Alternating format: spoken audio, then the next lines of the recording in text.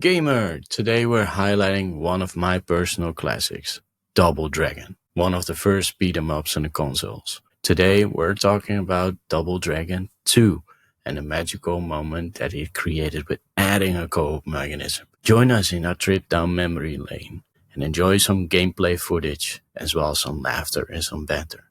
The stuff that you know from us. Let us know in the comments if Double Dragon also has a special place in your memory. Let's hop in the time machine. Let's go.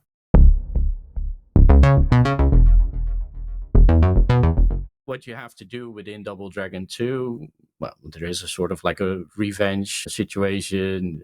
You need to beat certain bosses. All those bosses have different abilities. And what happens is after you finish a stage, the end boss is most likely going to end up fighting you in the second stage as a normal villain, so to say. So it will progressively become more difficult and more difficult over time. It was the first game as a beat 'em up that you could also play together, so as a co-op.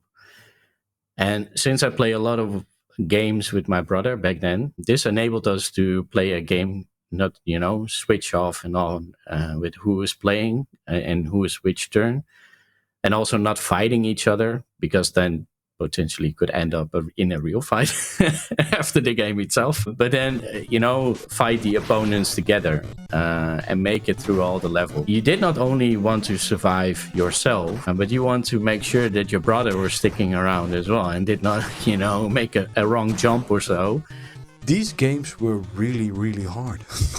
Yeah. Actually, getting to the end was quite a feat, right? It wasn't just really like, oh, I go Mario and I go to the end of the level and I go through. Getting through these levels and surviving these levels with enough lives and enough health without dying and getting new health to just progress to was quite difficult and quite annoying. Definitely. And this game had 3 difficulty levels, basically. So if you were to make the easy mode, I think then the game ended around stage 4 or something like that.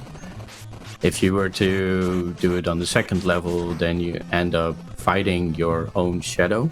So they were mimicking your own moves. It's really cool if you do it with the 2 of you, because then you're having your partner and 2 shadows walking around. And then you have the 3rd difficulty level, which was after the shadows. You had some very big boss. I made it through all the end, but I could not repeat it very often. But it was a very difficult game. But and this is from a game design perspective. They did something very innovative. You have to imagine everything was flat, right? Every game on the NES or 8-bit style was flat. It was flat as the earth. Oh. They tried to implement a 3D element into it. They added like a shift angle, so you could actually move left and right.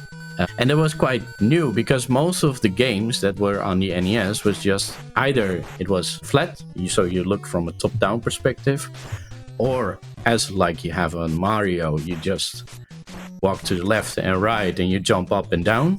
And this one was sort of like an angle. I think it's very hard to describe this, but yeah, they tried to create a fake 3D effect. Exactly. Going up and down.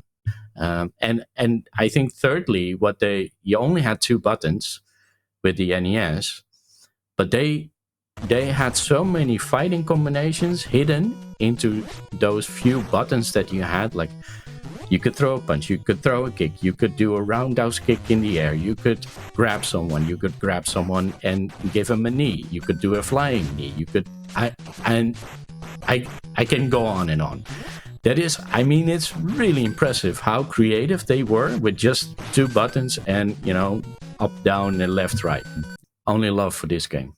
Only love. A lot of hours in there. Yeah, definitely.